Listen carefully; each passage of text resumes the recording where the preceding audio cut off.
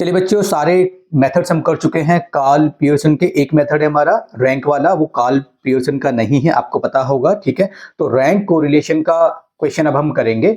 तो ये आपके सामने सेम क्वेश्चन है, क्वेश्चन नंबर 6। ठीक है, इसी क्वेश्चन को हम सॉल्व करेंगे रैंक वाले मेथड से। तो रैंक वाले मेथड से जब आपको सॉल्व करना होता है ना, तो एक तो ये होता है कि आपको रैंक्स पहले से गिवन होती है। तो क्वेश्चन में दिया जाएगा कि आपको रैंक्स गिवन है, वो बहुत ईजी होता है। मतलब आपको ये दिया गया होता है, आपको बस ये और ये निकालना होता है। ये क्या होता है, R1 माइनस R2, ये दिया जाएगा R1 माइनस R2 का, तो R1 माइनस R2 का, तो आज से आता चला जाएगा। ठीक है, जब आपको रैंक्स गिवन नहीं होती तब आपको अपनी साइड से रैंक्स देनी पड़ती हैं, एक्स को और वाई को आपको रैंक देनी पड़ती है। अच्छा, इसमें भी दिक्कत कब आती है, जब आपके नंबर्स रिपीट हो रहे होते हैं। फॉर एग्जाम्पल, जैसे मान लो 8 यहाँ पर है, ठीक है, और यहाँ पर 8 यहाँ पर भी है, ठीक है ना, तो दो दो बार 8 आ रहा है यहाँ पे। अब बताइए आप किसको क्या देंगे, मतलब दो दो 8 आ रहा है, तो आप कैसे रैंक देंगे? क्या दोनों को सेम रैंक देंगे, क्या रैंक देंगे? उसी तरीके से अगर आप यहाँ पे देखेंगे ना, तो यहाँ पे जो है वाई सीरीज में देखो 6 दो बार आ रहा है, 7 दो बार आ रहा है, 11 दो बार आ रहा है।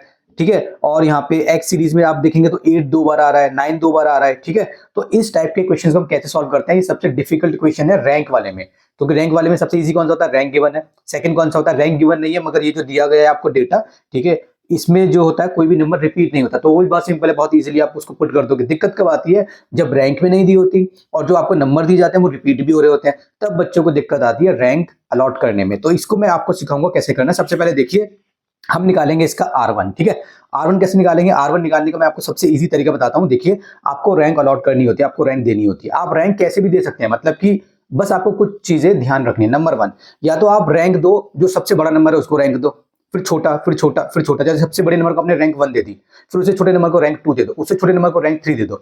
जो पैटर्न आप यहाँ फॉलो करोगे वही पैटर्न आपको यहाँ फॉलो करना पड़ेगा। अगर आपने एक्स में सबसे बड़े नंबर को रैंक 1 दिया है, फिर उससे छोटे को रैंक 2, उससे छोटे को रैंक 3, तो सेम प्रोसेस वाई में करना पड़ेगा। वाई के सबसे बड़े नंबर को रैंक 1, उससे छोटे को रैंक 2, उससे छोटे को रैंक 3। या फिर अगर आपने क्या कर दिया, सबसे छोटे नंबर को आपने रैंक 1 दे दी, सबसे छोटे नंबर को रैंक 1, उससे बड़े नंबर को रैंक 2, उससे बड़े नंबर को रैंक 3। सेम आपको यहाँ पे करना है वाई में, सबसे छोटे नंबर को रैंक 1, उससे बड़े नंबर को रैंक 2। ये समझ में आ गया?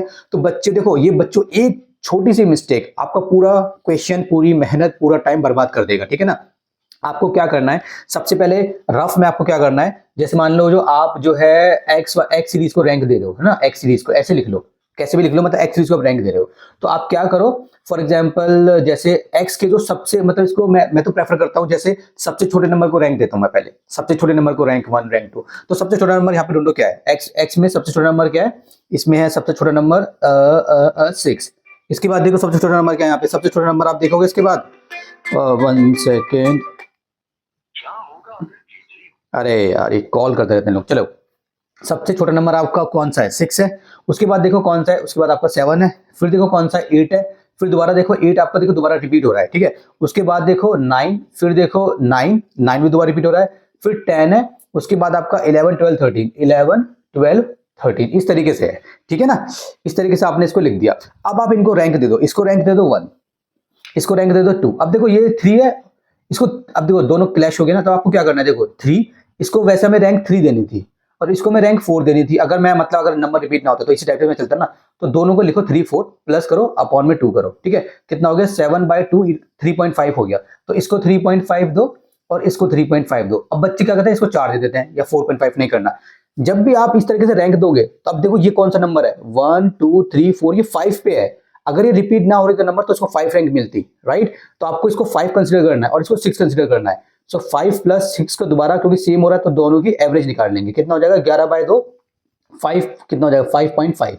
तो इसको 5.5 देना है। बच्चे गलती पता क्या करते हैं, इसको 4.5 दे देते हैं, इसको 4.5 दे देते हैं और फिर इसको कर देते हैं, इसको 6.5 देते हैं। नहीं, इसको 6.5 नहीं मिलेगी। नंबर देखो कौन सा है ये, अगर रिपीट ना हो रहे होते तो 1 2 3 4 5 6 7, इसको 7 रैंक मिलेगी और इसको 8 मिलेगी, इसको 9 मिलेगी, इसको 10 मिलेगी। इस तरीके से आपको रैंक्स अलॉट करनी है। ठीक है ना, इसको 1, इसको 2 क्लैश हो गया, तो ये 3 की पोजीशन पर है, ये 4 की पोजीशन पर है, तो दोनों नंबर को 3 प्लस 4 करा, आपने डिवाइड बाय 2 करा, इनको 3.5 मिल गई। ठीक है, अब ये नंबर कौन सा है, 1 2 3 4 5, ये 5th पोजीशन पर है या 6th पोजीशन पर है, तो आपने 5 और 6 को प्लस करके 2 से डिवाइड कर दिया। अब ये 7th पोजीशन पर है, ये 8 पर है, ये 9 पर है, ये 10 पर है। तो इस तरीके से आपको यहाँ पे रैंक देनी है। ठीक है, अब देखो y का भी कर लेते हैं। अब हम y की रैंक अलॉट कर देते हैं, यहाँ पे y की रैंक अलॉट कर दो, रैंक 2 बोल देंगे उसको, y की रैंक 2 को। तो y में पहले लिख लेते हैं सारा हमारा है कैसा। देखो सबसे पहले अगर आप देखोगे तो 6 है, फिर दोबारा 6 है, फिर 7 है, फिर 7 है, रिपीट हो रहा है, फिर आपका 8 है, फिर आपका 9, फिर आपका 10, फिर 11 दो बार रिपीट हो रहा है और फिर आपका 12 है।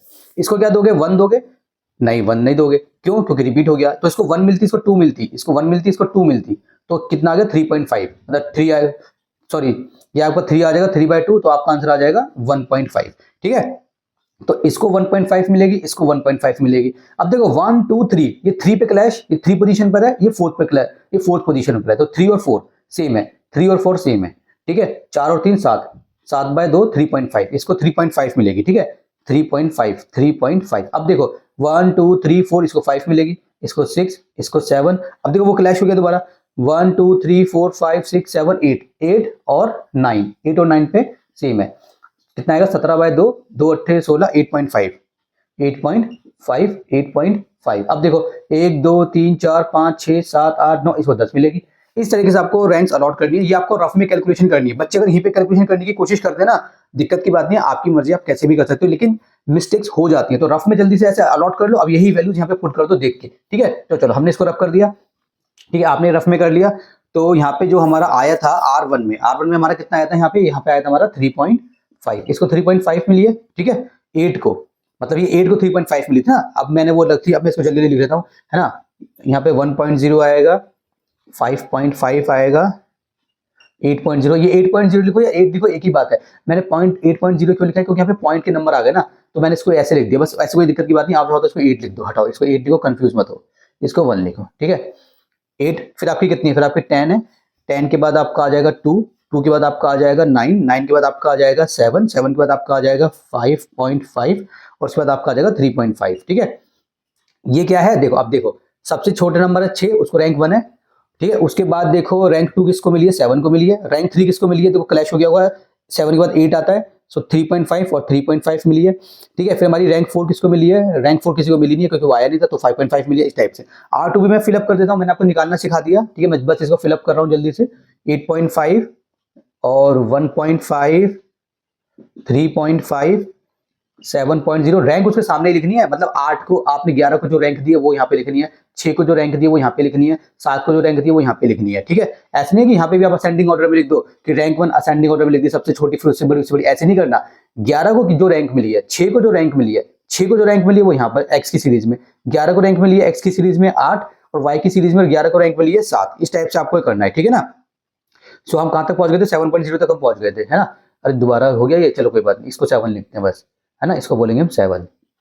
7 हो गया, फिर कितना है, फिर आपका 6 हो जाएगा, फिर आपका हो जाएगा 8.5 हो जाएगा, फिर आपका 10 हो जाएगा, फिर आपका 5 हो जाएगा, फिर आपका 3.5 हो जाएगा और फिर आपका 1.5 हो जाएगा। ठीक है, इस तरीके से आपने फिलअप कर दिया।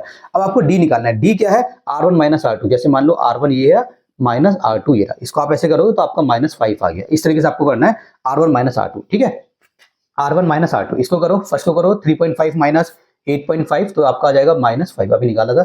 फिर आपका इसको करो 1 माइनस 1.5, तो आपका आ जाएगा -0.5।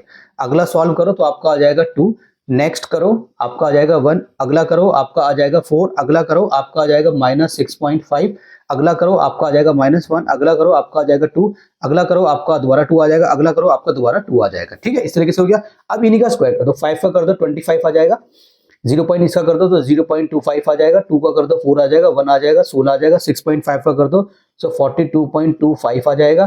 ठीक है, 1 का कर दो 1 आ जाएगा, 4 आ जाएगा, 4 आ जाएगा, 4 आ जाएगा। ठीक है, आपने ऐसा कर दिया।